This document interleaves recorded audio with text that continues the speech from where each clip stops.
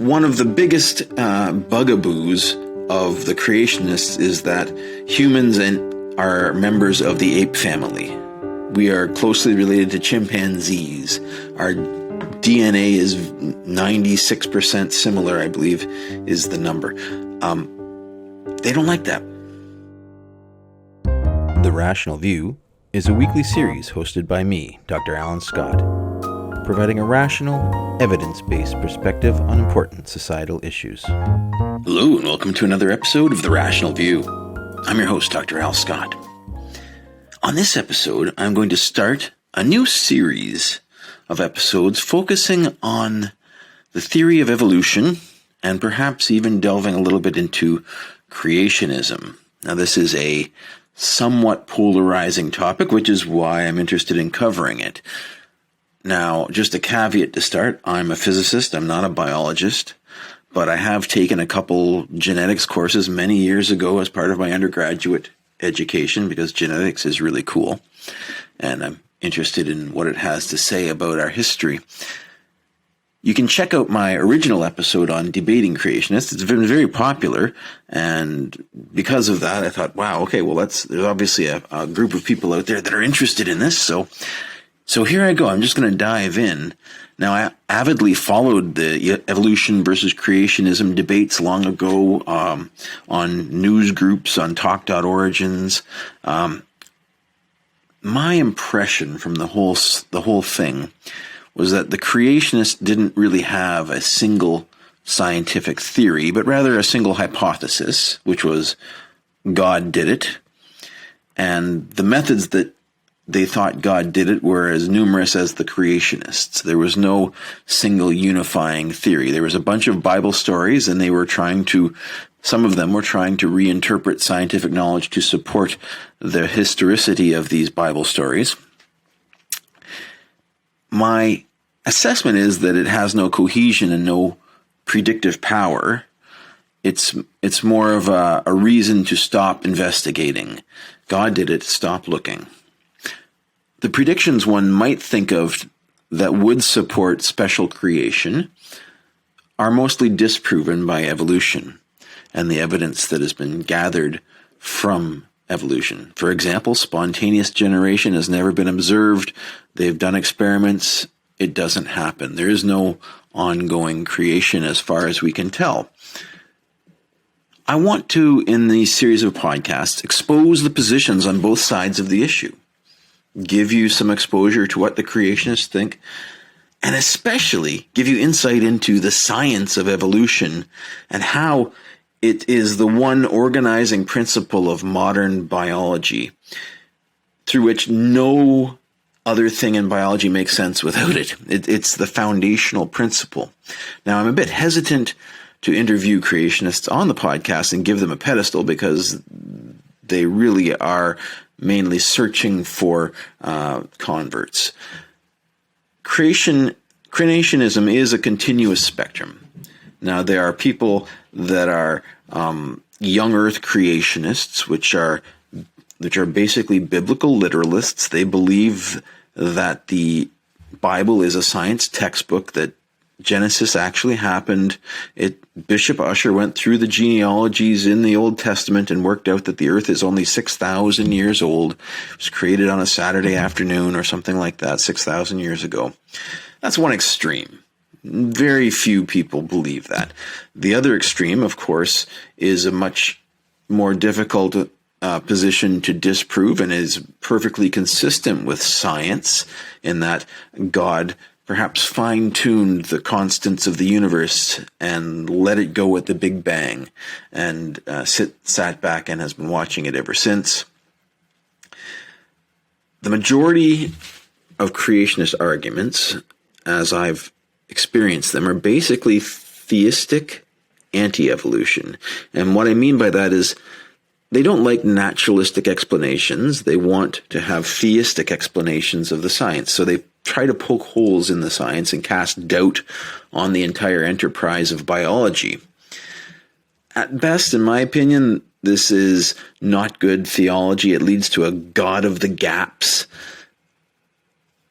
There is no competing scientific theory of creationism, I guess is what I'm trying to tell you. So what is evolution? It's not survival of the fittest. It's more like success of the best adapted. So to get a little flavor for the science to you, I'm going to try to give you a brief intro to genetics from my perspective, and hopefully when I get to some interviews, we'll correct any of my misconceptions as well.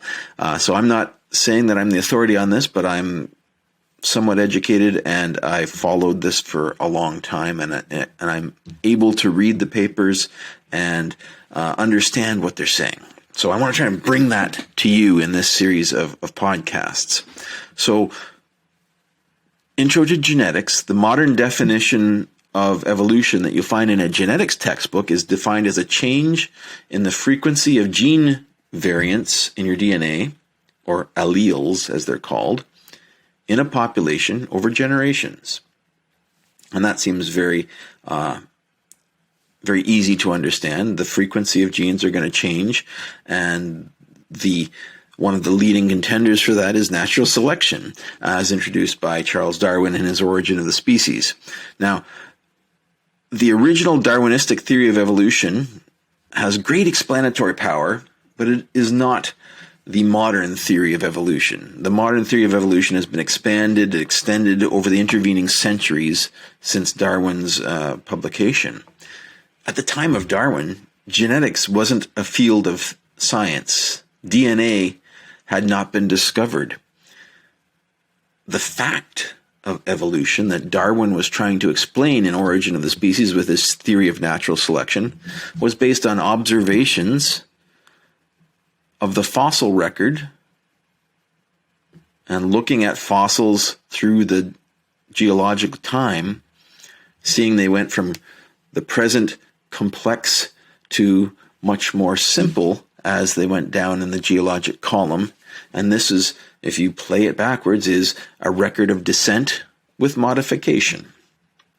So there's a fact, the observed fact that was tried to be explained, and so there's the fossil record and the plethora of species that we see in our present day. How do we explain them? Descent with modification is basically natural selection. And a prediction of this theory is that there must be some sort of heritable code, genetic code, which describes how organisms are built and how they come to fruition. And this code must be able to mutate over time. And there has to be some sort of element of randomness that changes the genetic code as generations progress. And so the discovery of DNA is actually a prediction of Darwin's theory of natural selection. And as a result of his discovery, Darwin actually proposed universal common descent. Perhaps all, and here's what he said.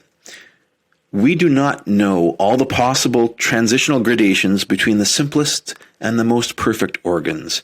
It cannot be pretended that we know all the varied means of distribution during the long lapse of years, or that we know how imperfect the geological record is.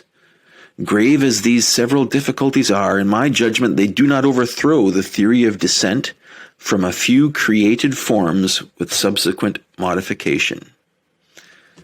As always, if you're interested in my content, please hit like. Please share it with your friends. Give me your comments. Any suggestions you have for this series of podcasts, post them on my Facebook group at TheRationalView. And come visit my webpage at TheRationalView.ca. Love to see you there.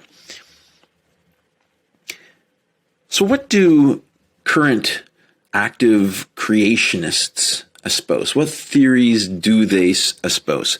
The leading creationist theory, replaced the word creationism in all of their textbooks, is now called intelligent design.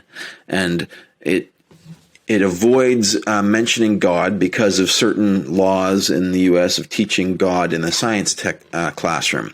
So it's now intelligent design. And proponents claim that certain features of the universe and of living things are best explained by an intelligent cause, not an undirected process such as natural selection.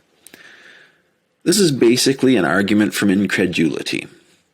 Intelligent design presents two main arguments against evolutionary explanations. They're called irreducible complexity and specified complexity, asserting that certain biological and informational features of living things are too complex to be the result of natural selection. The premise that evidence against evolution constitutes evidence for design, however, is a false dichotomy. Yes, you can easily poke holes in details of science. This is how science progresses. To say that that's evidence that God did it is, again, a God of the gaps. You need not set up these false dichotomies. So, getting back to the basics. For those of you who don't know, DNA is the genetic code that's passed on through generations that basically it consists of a string of proteins which code for making new proteins. It's a string of, they call base pairs. Each DNA, the DNA inside each of us contains billions of base pairs on several chromosomes, 23 chromosomes that make up our genetic code. 99% of the genome seems to be random gibberish from how we understand that genes are encoded into proteins in the cell. Only 1% of the genome is actually made into proteins in your cell. The rest seems to be random gibberish. There are about 30,000 sections in the genome, in the human genome, called genes. Individual genes have from a few hundred to even a couple million base pairs coding them. And each base pair, each 3 base pairs codes for a protein. And this is translated in the cellular machinery to make the proteins that build our bodies. So there's your 1-minute introduction to genetics.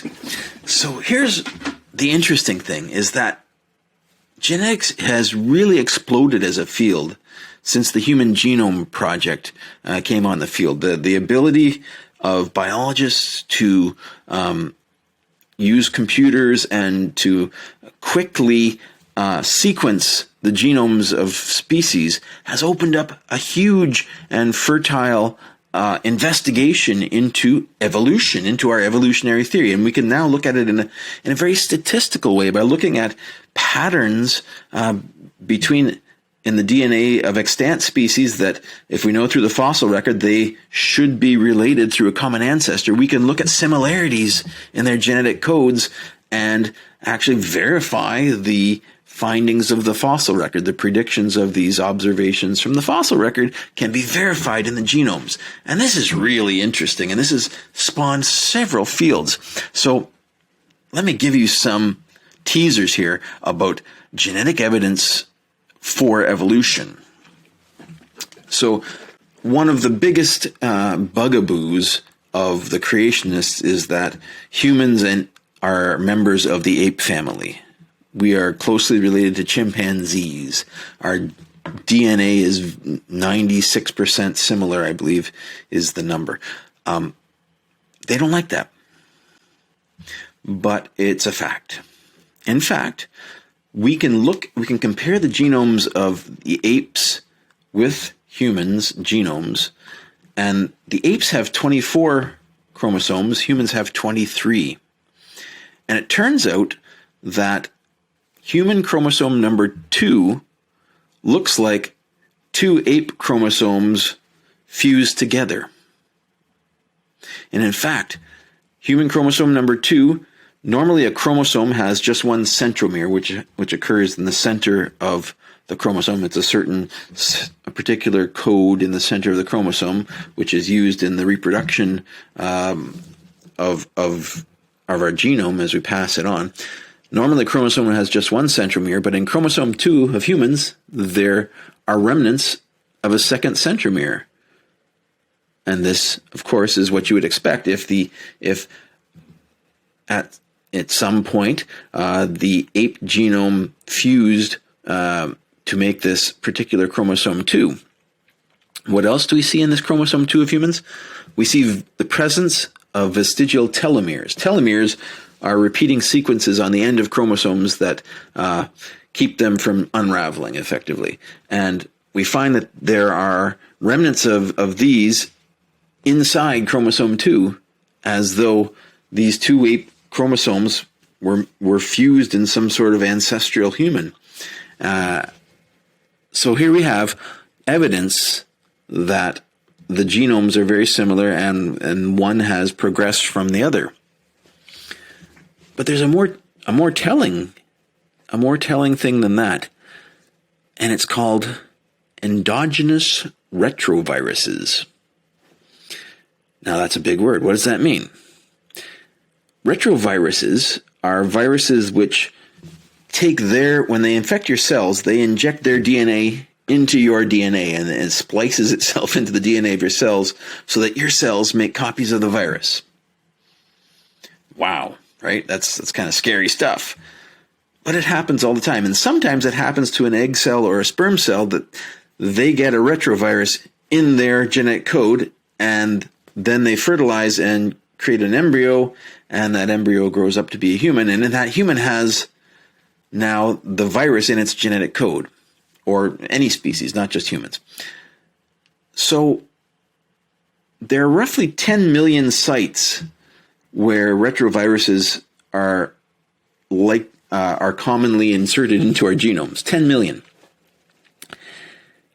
And it turns out there have been studies of a particular retrovirus, which is very common in the genome. There's about 200 copies of this viral code in the human genome that have, over years, become spread throughout the population and are now common.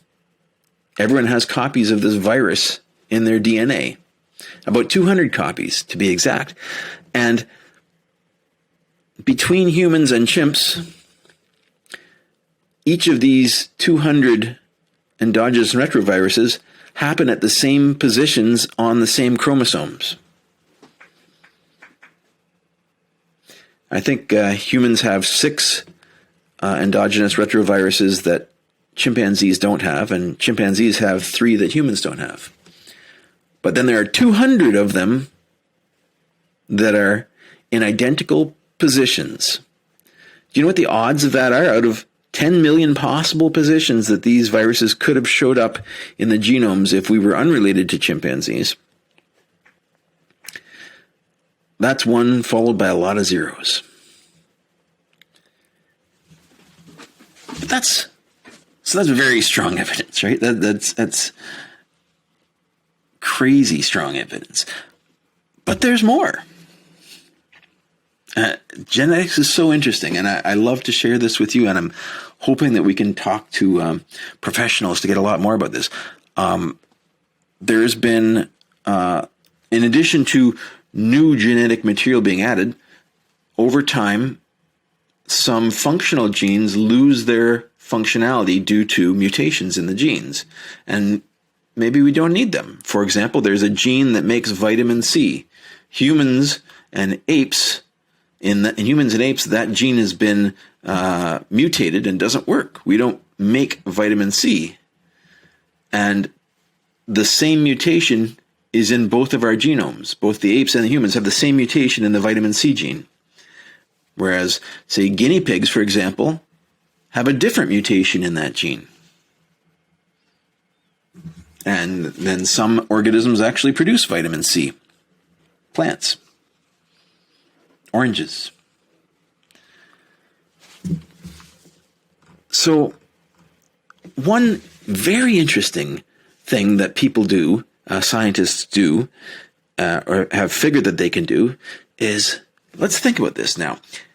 We have the genomes, we can sequence the genomes of species, and we can do statistical studies on them, and we can actually look at genes of related species and we can look at the codes of these genes and look at the differences between them, where they've mutated. And we can predict the codes of their last common ancestor by comparing these codes of the extant species. And people have done this. And it's amazing. Using the sequences along the tips of what they call the phylogenetic tree, or the tree of life, it's possible to determine the amino acid sequence of the ancestral gene of whatever group that you're studying. So if you look at a particular gene in all these species, you can predict what the gene in their last common ancestor looked like. And they can sequence it, and they can make it in the lab and test its function. I don't think this would work if evolution weren't true. The number of mutations between an ancestral gene and a daughter gene is correlated with time. Over vast periods of time, more mutations will build up. Reconstructed ancestral genes code for working proteins.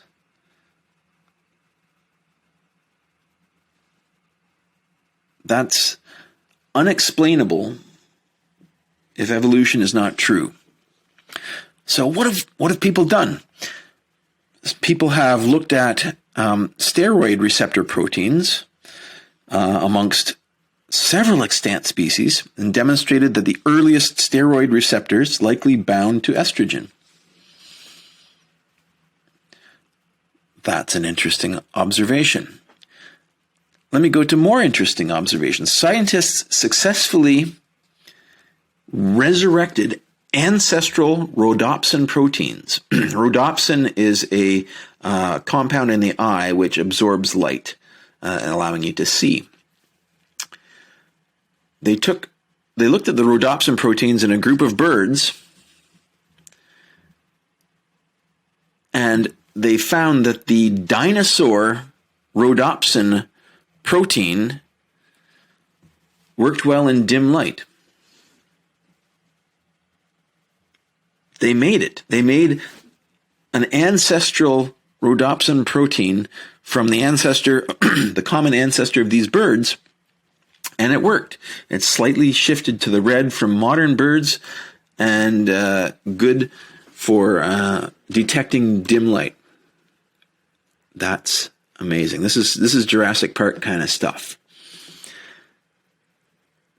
Another study actually resurrected proteins from bacteria, from all different types of bacteria, and they tried to infer the temperature of the environment of the last common ancestor of bacteria. Of all the bacteria in the world, they could determine from this protein what temperature, or tried to infer what temperature the environment of the Earth was when this occurred. It's truly amazing what we can learn from evolution and you can see how nothing of this makes sense without evolution. So thank you for listening to my introduction to evolutionary biology or evolutionary genetics. I hope you enjoyed listening. It's a bit of an introduction. I've got some interviews I'm going to line up for this. If you have any suggestions you'd like to give me, please drop a comment on the podcast. I'd love to hear from you, and I'm really looking forward to this. I hope you like it too. Thank you for listening. If you'd like to follow up with more in-depth discussions, please come find us on Facebook at TheRationalView and join our discussion group. If you like what you're hearing, please consider visiting my Patreon page at patron.podbean.com/TheRationalView. Thanks for listening.